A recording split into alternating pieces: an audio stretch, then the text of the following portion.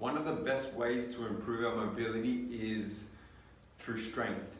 If we strength train correctly and we train through a full range of motion, we're really going to start to open up the body. There's a lot of the nervous system will tighten up certain parts of the body.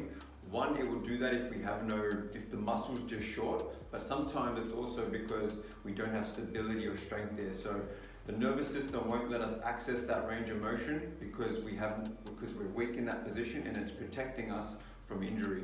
It's a protective mechanism. So the only way we can achieve new ranges of movement is actually strengthening in those positions. That's why using a full range of motion strength movement where we've got load through the full range, end, middle, and start. If we're training through all degrees of that range, that's what's going to allow for better movement, and it's really going to start to bring length to the muscle as well.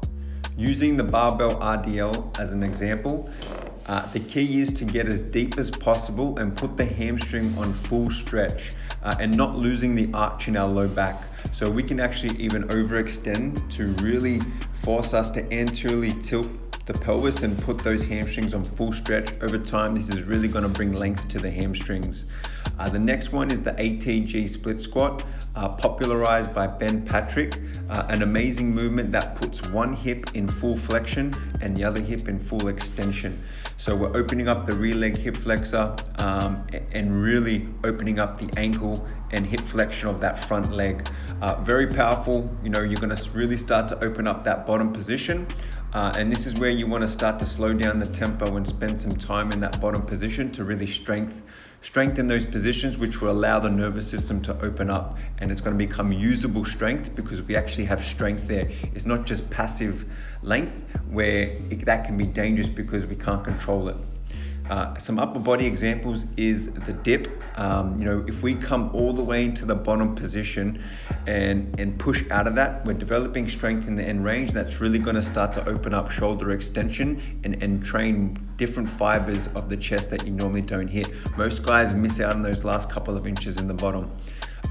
The chin up is another great example. At the bottom of every rep, we need to be completely releasing the lats and come into a dead hang. If we don't do that, the lats will tighten up, and because they attach to the top of the upper arm, they pull the shoulders forward and they create a lot of issues with our posture and shoulder issues. One of my favorite exercises is a Cossack squat. So this is where exercise selection comes into play. You need to pick exercises that allow you to train through a full range of motion and load these movements up in a safe way that's safe for your body type as well.